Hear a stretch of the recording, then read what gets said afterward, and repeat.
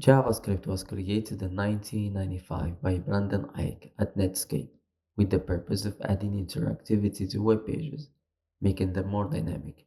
It was initially designed in just 10 days, yeah, that's how fast it all started, and was first called Muka, then briefly LiveScript, before being renamed to JavaScript as we know it now.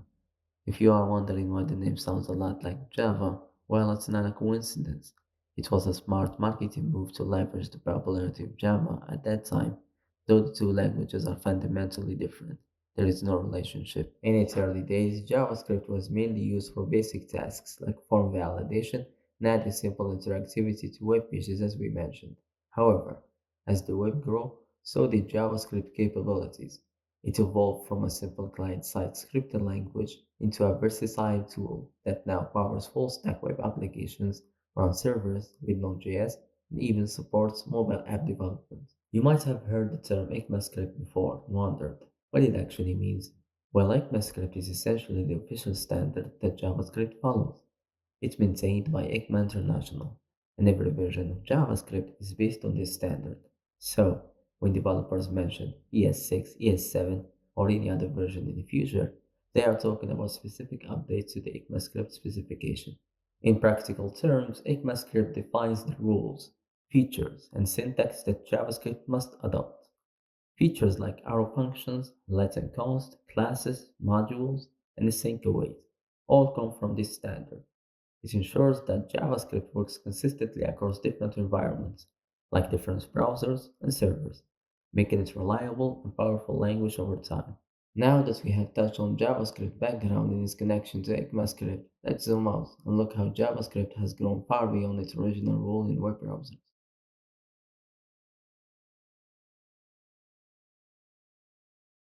One of the most significant shifts in JavaScript evolution came with Node.js. Node.js allows developers to build server-side applications using JavaScript. What makes Node.js particularly powerful is its non-blocking event-driven architecture, which is highly efficient for handling many connections simultaneously. In a non-blocking system, tasks like reading files or querying the databases don't halt the execution of other code. Instead, Node.js continues processing other operations while long-running tasks complete in the background. And I will cover the ins and outs of how is that working at the right time. And this architecture makes Node.js ideal for high-performance applications, such as real-time chat apps or data streaming services. With Node.js, developers can build backend logic, connect to databases, manage APIs, and handle HTTP requests, all using the same language that runs on the front end. This ability to use JavaScript on both the client side and the server side simplifies development and creates more efficient workflows.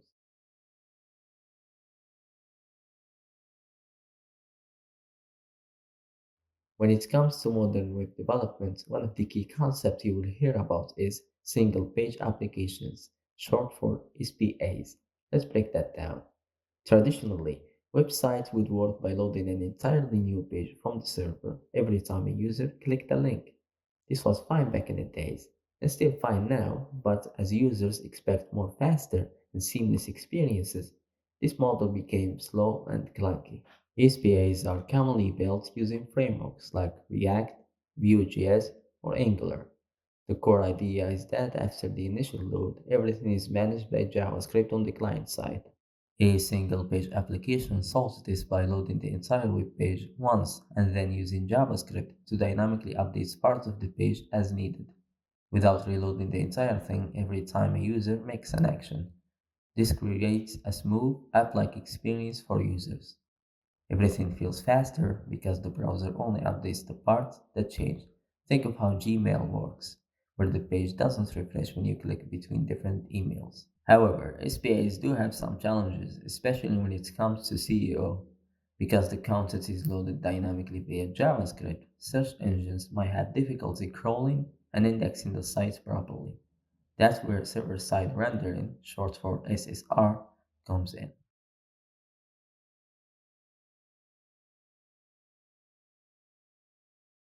Server-side rendering is a more modern approach that merges the dynamic nature of single-page application with speed and SEO advantages of traditional server-side rendering. Unlike single-page applications where the browser receives a nearly empty HTML file and then loads JavaScript to dynamically render the content, SSR pre-renders the page on the server and sends the fully formed HTML to the browser. This means the user sees the content faster since it's ready to go when the page loads.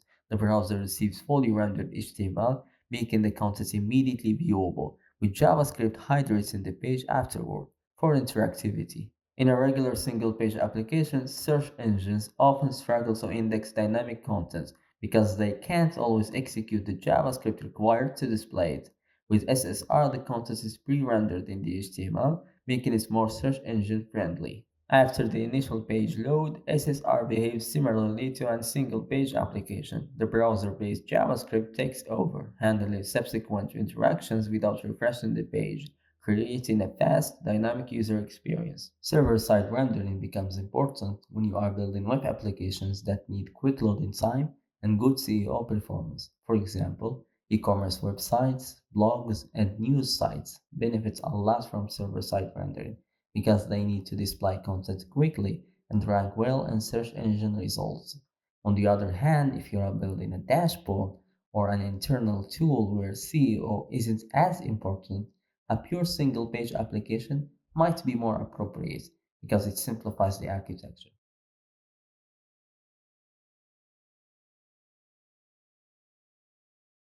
With React Native, you can now use JavaScript to build fully native mobile apps for both iOS and Android. Instead of writing separate code for each platform, React Native lets you write a single code base in JavaScript, which then gets converted into the actual native components. This means your app feels and performs just like it was written in Swift or Java for each platform, but with the convenience of using one language, JavaScript. This not only saves development time, but also costs less since you don't need to build and maintain two separate apps. It's a powerful way to build mobile apps quickly while still delivering high quality native experience.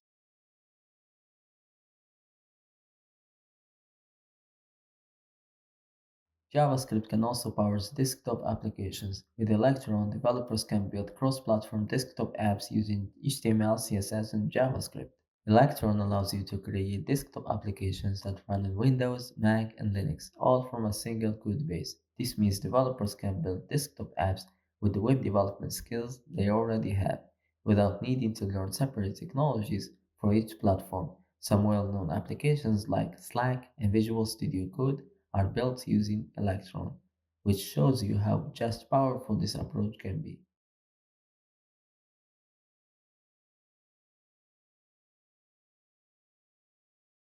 Computers are incredibly powerful, but they only understand one thing: binary, a series of ones and zeros.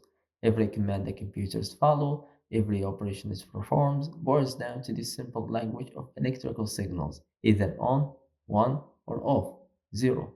So when you write JavaScript or any other programming language, you are not speaking directly to the computer, the machine. You are writing in a high-level language that's much easier for humans to understand but completely foreign to the computer. Think of it like reading a recipe. If the recipe is written in a language you don't understand, you will need someone to translate it for you before you can follow it. Similarly, your computer needs a way to translate the JavaScript you write into its own language of ones and zeros. Without this translation, the computer wouldn't know how to execute your code, just like you wouldn't cook from a recipe written in a different language.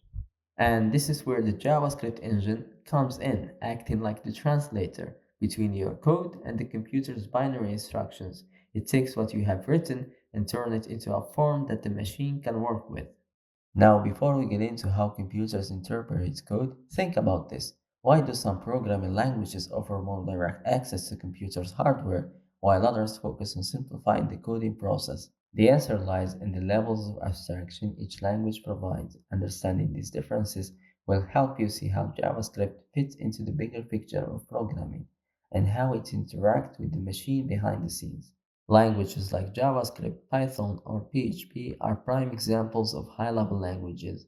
As a JavaScript developer, you won't need to worry about directly managing memory or interacting with the hardware. The beauty of JavaScript being a high-level language is that it lets you focus on building the functionality of your app without diving into those lower level details. And some of the key features and advantages are like memory management.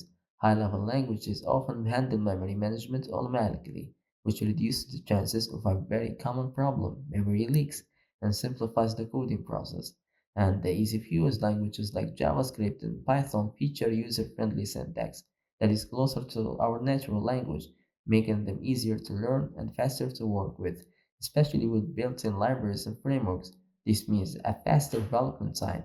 These languages allows for rapid application development due to their simplicity, enabling developers to focus on functionality rather than low-level technical details. While high-level languages prioritize abstraction, C and C++ are excellent examples of middle-level languages, providing a balance between hardware control and usability.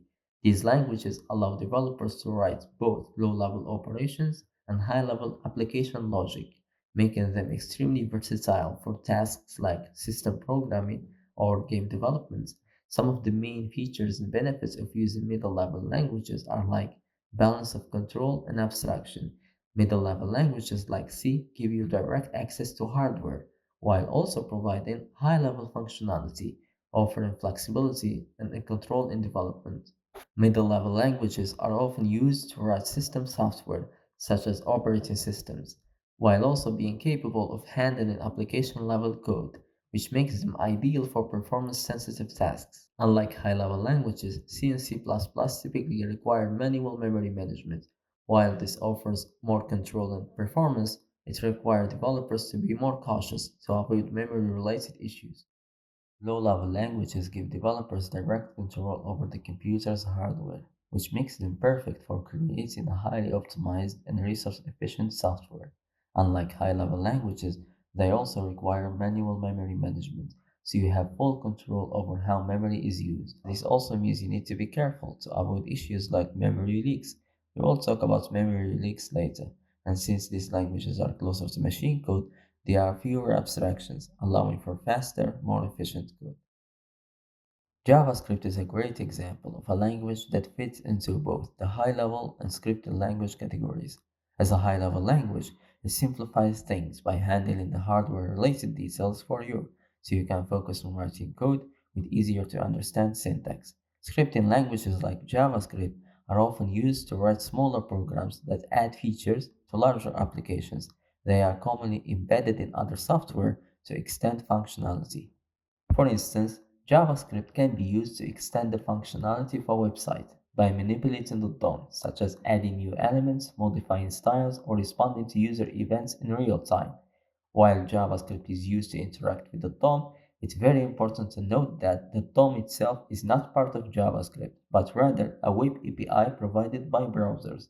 This shows how scripting languages like JavaScript can be embedded within larger applications, in this case, the web browsers, to enhance and customize behavior without having to rewrite the entire system.